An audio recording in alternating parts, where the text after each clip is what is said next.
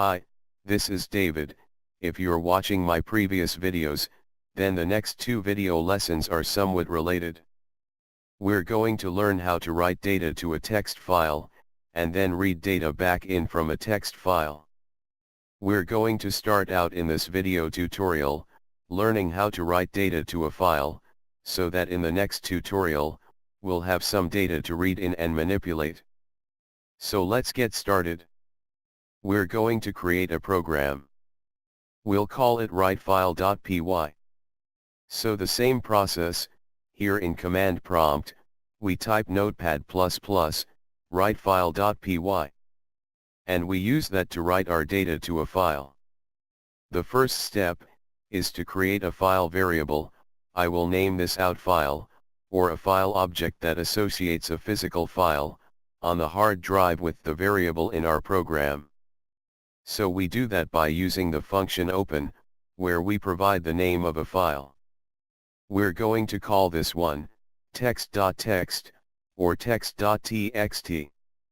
So that's our file name, and we also have to provide a second argument, w, which says to open the file, to write data to it. So once we've issued this command, or executed the statement, then we have a file object outFile, which is associated with a file on the disk. This function open creates a new file that we name. And if a file exists with the same name, then it deletes it, and creates a new file anyway with the same name. So be very careful when you use the open function to write data. The next step is to simply write data to the file. For that we have a function write, and then we just simply provide the data that we want to write to the file. I'm just going to write some nonsensical data here. Notice that I specifically giving a new line command, so that each line will exist on its own, so that this is line 1, will be on the first line of the file, and this is line 2, will be on the second line, and this is line 3, will be on the third line. We'll stop there. And then when we're finished, we can close the file, and in fact, we have to close the file. The reason for that is because when you issue a write function, Python will simply write the data to a buffer into memory. And only upon closing the file, is the data actually written to the disk. So you have to always execute a close function on a file object, to actually get data written to the file. So let's save and run the program. Back in our command prompt. And then to see if our files are there, we'll type the command type writefile.py. Oh, it should be type text.txt. And there's our data. This is line 1, this is line 2, and this is line 3. So now that we've done that, let's look at another example. Let's go back to our notepad++. We'll comment out this first example, where we're going to prompt the user to enter some numeric data. Let's say some grades, and we're going to store those grades in a file. So we start out by opening the file that we want to write data to. We'll call it grades.txt or grades.txt. Again, we have to provide the w argument to open it for writing. We are going to create a variable. We're going to set it to a value 0. We're going to say, while grade is not equal to Q. I'm using Q because I want that to be the commander, or the letter that the user enters to quit. You might wonder we're ending grades as numbers, but we're going to use Q as the value to quit. Understand that we're going to be writing this data as strings, and in the next tutorial, when we read the data back into a program, then we'll convert from string to int or float. So we're going to prompt the user to enter a grade. Q to quit. Then we'll get the grade using raw input. Then we will write the grade to our file. And notice that we can concatenate a new line to that. So that each grade will exist on its own line, that would just make it easier to read the data back in, and that should be all we have to do. So at this point, we can close the file, and then our data should be written out. So let's save. Go back to our command prompt. Let's clear the screen here. Let's call write file. So we're going to enter a couple grades. 93, 84, 77, 63, and then 100. Then we enter a Q. And then it quits. So then we can type it out. We'll type grades.txt. 93, 84, 77, 63, 100. Q. Now, notice that the Q was written to the file, which is not what we wanted. So let's go back to the program. And the way to solve this problem will be taking out our initial prompt. Place it outside the while. Write the data first. We're going to move it up to here. Like so. Then ask the user to enter data again at the bottom. Now this way, when the user enters Q, right here, then the test will happen immediately before the write, and that way we won't have a Q in the file.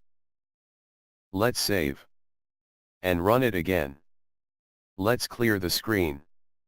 Run our program. There it is. So we'll do 100, 93, 87, 72, 66, and then a Q, to quit. Type out the file. Type grades.txt. And there we go. Let's do a quick review. It's very important that you watch the order of how statements are executed when writing data to a file, and collecting input from the user. To make sure that a sentinel value such as Q, is not accidentally written to the file. Now that we've seen how to write data to a file, we're ready to move on to the next tutorial, where we're going to learn how to read data in from the file. For Mac OS X users, this video tutorial is for you. We're going to learn how to write data to a text file, and then read data back in from a text file. We're going to start out in this video tutorial, learning how to write data to a file, so that in the next tutorial, we'll have some data to read in and manipulate. So let's get started. We're going to create a program. So here in Terminal, we are going to use our nano editor. We'll call it writefile.py. And we use that to write our data to a file. The first step is to create a file variable. I will name this out file, or a file object that associates a physical file on the hard drive with the variable in our program. So we do that by using the function open, where we provide the name of a file. We're going to call this one text.txt or text.txt. So that's our file name, and we also have to provide a second argument, w, which says to open the file, to write data to it. So once we've issued this command, or executed the statement, then we then have a file object out file, which is associated with a file on the disk. This function open creates a new file that we name. And if a file exists with the same name, then it deletes it, and creates a new file anyway with the same name. So be very careful when you use the open function to write data. The next step is to simply write data to the file. For that we have a function write, and then we just simply provide the data that we want to write to the file. I'm just going to write some nonsensical data here. Notice that I specifically giving a new line command, so that each line will exist on its own, so that this is line 1, will be on the first line of the file, and this is line 2, will be on the second line, and this is line 3, will be on the third line. We'll stop there. And then when we're finished, we can close the file, and in fact, we have to close the file. The reason for that is because when you issue a write function, Python will simply write the data to a buffer into memory. And only upon closing the file, is the data actually written to the disk. So you have to always execute a close function on a file object to actually get data written to the file. So let's save and run the program. Back in our terminal. And then to see if our files are there, we'll type the command cat writefile.py. And there's our data. This is line 1, this is line 2, and this is line 3. So now that we've done that, let's look at another example. Let's go back to our nano editor. We'll comment out this first example, where we're going to prompt the user to enter some numeric data. Let's say some grades, and we're going to store those grades in a file. So we start out by opening the file that we want to write data to.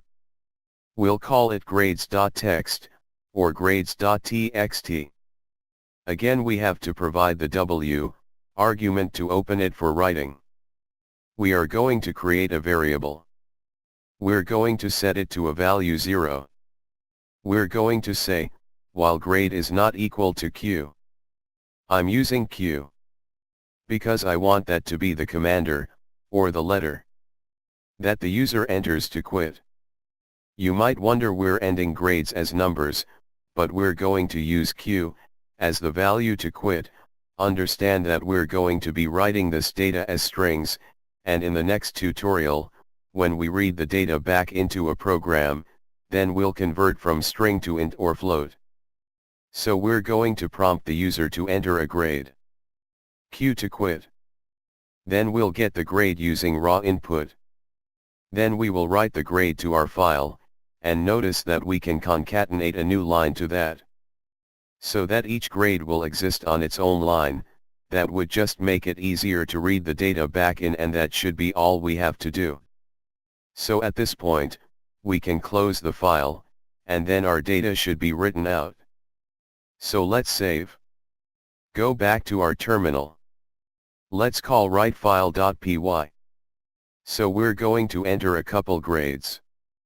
94, 84, 76, 64, and then 100. Then we enter a Q. And then it quits. So then we can view it out. We'll type cat text.txt. There it is. Now, notice that the Q was written to the file, which is not what we wanted. So let's go back to the program. And the way to solve this problem will be taking out our initial prompt. Place it outside the while. Write the data first. We're going to move it up to here. Like so. Then ask the user to enter data again at the bottom. Now this way, when the user enters Q, right here, then the test will happen immediately before the write, and that way we won't have a Q in the file. Let's save. And run it again. Let's clear the screen. Run our program. There it is. So we'll do a 99, 94, 88, 73, 66 and then a Q to quit. Let's see if it's written out to the file. Cat grades.txt. And there we go. Let's do a quick review. It's very important that you watch the order of how statements are executed when writing data to a file and collecting input from the user, to make sure that a sentinel value such as Q is not accidentally written to the file. Now that we've seen how to write data to a file, we're ready to move on to the next tutorial, where we're going to learn how to read data in from the file.